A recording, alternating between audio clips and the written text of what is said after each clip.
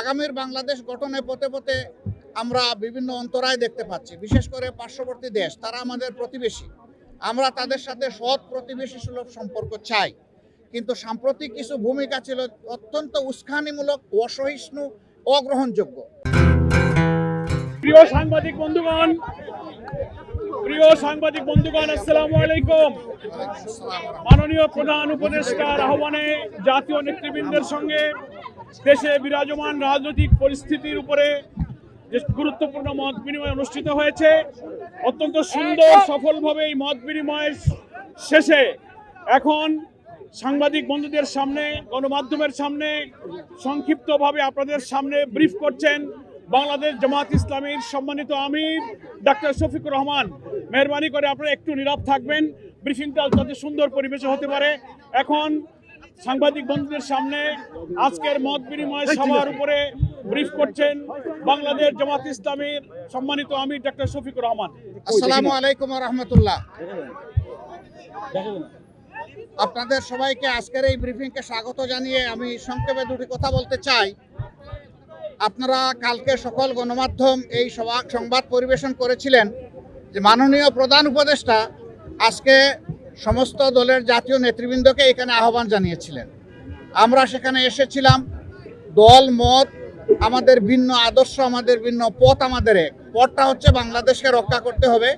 এই সব কিছুর ঊর্ধ্বে উঠে দেশ আমাদের সবার, শুধু রাজনৈতিক দল না, আমাদের সকলের, জনগণের একটা বিশেষ অংশ আপনারাও, এবং আপনাদের ভূমিকাও কিন্তু গত আন্দোলনে কারো কারো না থাকতে পারে, কিন্তু নির্বিশেষে অনেক সহায়ক ছিল। এই জন্য সেই ভূমিকার জন্যও আমি আপনাদেরকে অভিনন্দন এবং ধন্যবাদ জানাচ্ছি।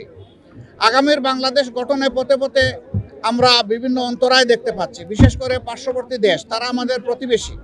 আমরা তাদের সাথে সৎ প্রতিবেশী সুলভ সম্পর্ক চাই, কিন্তু সাম্প্রতিক কিছু ভূমিকা ছিল অত্যন্ত উস্কানিমূলক, অসহিষ্ণু, অগ্রহণযোগ্য। আপনারা এটা দেখেছেন। মিথ্যা তথ্যের উপর নির্ভর করে বাংলাদেশকে কলুষিত করার জন্য, এই সরকার এবং জনগণকে ব্যর্থ করার জন্য তারা দুনিয়ার বিভিন্ন জায়গায় অপপ্রয়াস চালাচ্ছেন এবং অপপ্রচার চালাচ্ছেন। আমরা এগুলার নিন্দা জানিয়েছি সকলের সম্মিলিতভাবে। আমরা একটা জায়গায় সবাই আমরা একমত হয়েছি যে আমাদের স্বাধীনতা, সার্বভৌমত্বের ব্যাপারে কোনো ছাড় নয়। এখানে আমরা সিমেন্টেড থাকব, যেমন অতীতে ছিলাম, যেমন সম্প্রতি 5 অগস্টে এই 24 সালে আমরা ছিলাম, এটাই আমাদের অব্যাহত থাকবে। এখানে পরামর্শ এসেছে রাজনৈতিক শীর্ষ নেতৃবৃন্দের সাথে, যেমন মত বিনিময় হয়েছে, ছাত্র সংগঠনগুলোর সাথে হবে, বিভিন্ন ধর্মীয় সম্প্রদায়ের সাথে হবে, আপনাদের সাথে হবে। আমরা সেই প্রস্তাব রেখে এসেছি এবং আমরা আশা করছি আপনাদের সাথেও মত বিনিময় হবে। এই সমস্ত অংশীজনদের সাথে মত বিনিময়ের পরে একটা জাতীয় ঘোষণা আসবে সরকারের পক্ষ থেকে। আমরা সেই ঘোষণার অপেক্ষায় থাকব এবং এই ক্ষেত্রে আমাদের যার যা প্রয়োজনীয় পরামর্শ আমরা সেটা দিয়ে সরকারকে সহযোগিতা করব। আরেকটি বিষয় আমরা অত্যন্ত ক্লিয়ারলি আমরা জানিয়ে দিয়েছি, এক্সট্রিমিজম বা চরমপন্থা যে দিক থেকেই আসুক আমরা তাকে ঘৃণা করি। এটাকে আমরা কোনো অবস্থায় প্রশ্রয় দিব না এবং মেনে নেব না। এটা যে রূপ নিয়েই আসুক, সকল রূপের আমরা চরমপন্থাকে আমরা ঘৃণা করব এবং প্রশ্রয় আমরা দিব না কেউ। এই ব্যাপারে আমরা সকলে একমত হয়েছি। আরও অনেকগুলো বিষয়ে কথা হয়েছে। আমাদের দেশের ভাবমূর্তি নষ্ট যারা করছে তাদেরকে বোঝানো যে তোমরা আমাদের প্রতিবেশী, আমরা যদি ভালো থাকি তোমরাও ভালো থাকবা, আমরা ভালো না থাকলে তোমরা ভালো থাকবা কেমনে। এই বিষয়গুলো তো আসবে, অবভিয়াসলি আসবে। তো সেই বিষয়গুলো নিয়েও আলোচনা হয়েছে। আমরা আশা করছি জাতি ঐক্যবদ্ধভাবে ইনশাআল্লাহ আগামী দিনের সকল চ্যালেঞ্জ মোকাবেলা করে আমরা চূড়ান্ত সফলতার দিকে এগিয়ে যাব। চূড়ান্ত সফলতা অর্জন না হওয়া পর্যন্ত আমাদের ঐক্য অটুট এবং মজবুত থাকবে। চূড়ান্ত সফলতা এসে যাওয়ার পরেও প্রিয় দেশের জন্য আমরা ঐক্যবদ্ধ থাকব। আপনাদের সকলকে ধন্যবাদ। আসসালামু আলাইকুম। নির্বাচন নিয়ে ছোটখাটো কথা হলেও সেটা নিয়ে কোনো কনসেনসাস হয় নাই বা ব্যাপকভাবে কোনো আলোচনা হয় না। থ্যাংক ইউ আপনাদের সকলকে, সবাইকে ধন্যবাদ। ভালো থাকুন সবাই। আরো দেখা হবে ইনশাআল্লাহ, আরো কথা হবে। আসসালামু আলাইকুম ওয়া রাহমাতুল্লাহ। আসসালামু আলাইকুম ওয়া রাহমাতুল্লাহ। আমি মৌলানা আব্দুর রব ইউসুফি, সহসভাপতি জমিয়তুল উলামা ইসলাম বাংলাদেশ। আমরা সরকার আমাদেরকে আহ্বান করেছিলেন, আমরা দেশ জাতি স্বার্থে আমরা আমাদের এই বর্তমান তত্ত্বাবধায়ক সরকারের সঙ্গে আমরা সবাই একসাথে আছি। যে কোনো পরিস্থিতিতে আমরা সরকারের সঙ্গে থাকব এবং দেশের পক্ষে আমরা অবস্থান নিব। আমরা এই কথা বলেছি যে আপাতত বাংলাদেশের কোনো নাগরিক ভারতে যাওয়া সমীচীন নয়, সরকারের দৃষ্টি আকর্ষণ করেছি। এবং ভারতীয় নাগরিক সবার প্রতি আমাদের আপত্তি না থাকলেও ইসকন ইসকন নামক যে সংগঠন আছে, এটাকে সন্ত্রাসী সংগঠন, তাদের কোনো লোক যেন আমাদের দেশে আপাতত আসতে না পারে। আমাদের দেশে এসে তারা আমাদের স্থিতিশীলতা বিনষ্ট করতে পারে, সাম্প্রদায়িক সম্প্রীতি নষ্ট করতে পারে।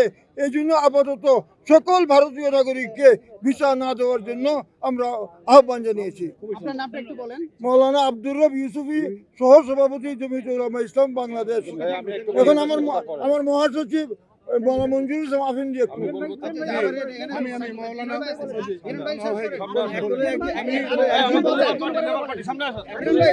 আমি ডক্টর মুস্তাফিজুর রহমান ইরান।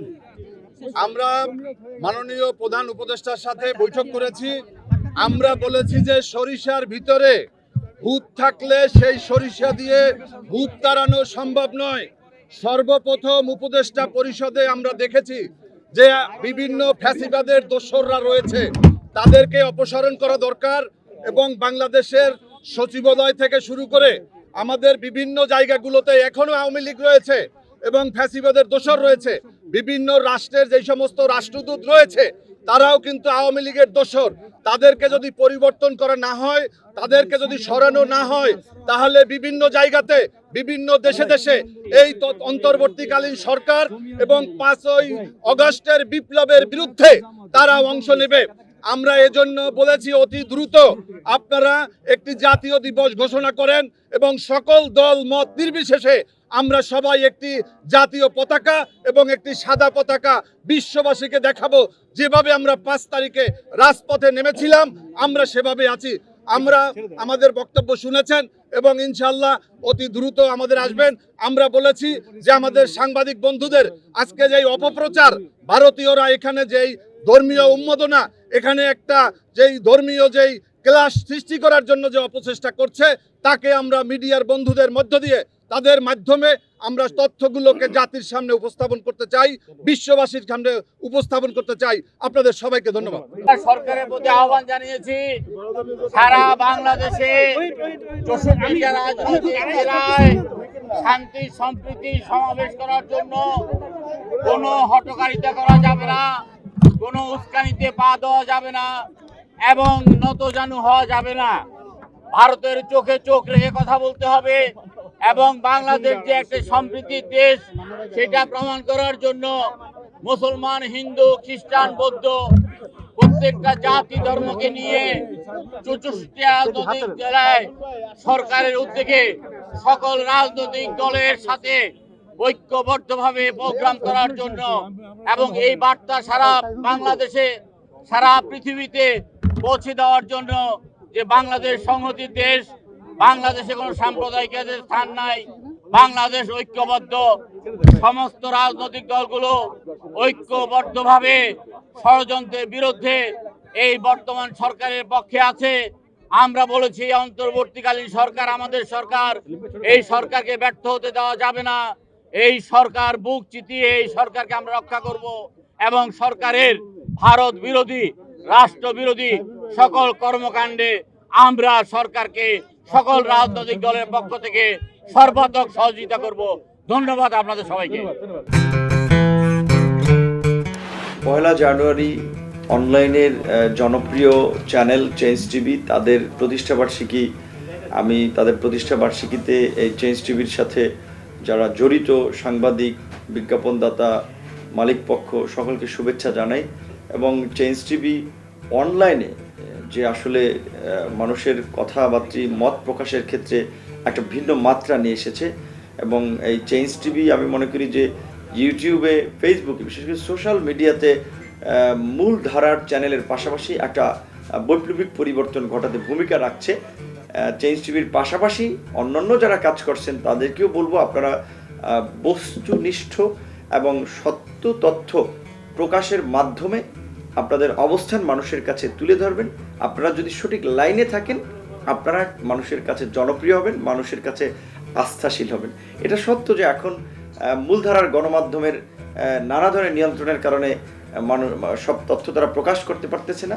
সেই ক্ষেত্রে অনলাইন কিন্তু একটা তথ্য প্রকাশের ক্ষেত্রে গুরুত্বপূর্ণ মাধ্যম, এবং এখন বিজ্ঞাপনের ক্ষেত্রেও অনলাইন একটা বড় জায়গা হয়ে দাঁড়িয়েছে। কাজে অনলাইনে যারা ভালো ভূমিকা নেবেন তাদের ভবিষ্যৎ ভালো, এবং আশা করি চেঞ্জ টিভি সেক্ষেত্রে সবার অগ্রভাগে থাকবে।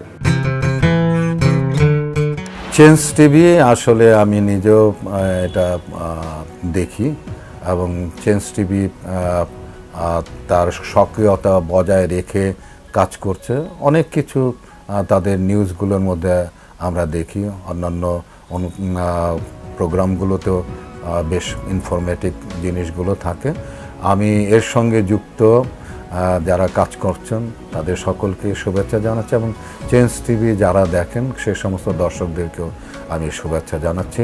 আপনারা ভালো থাকুন, তবে একটি কথা, সড়কে আইন মেনে নিয়ম মেনে আমাদের সকলেই যেন চলি সেই চেষ্টা করবেন। জীবন একটাই, সেই জীবন বাঁচানোর দায়িত্ব আপনার।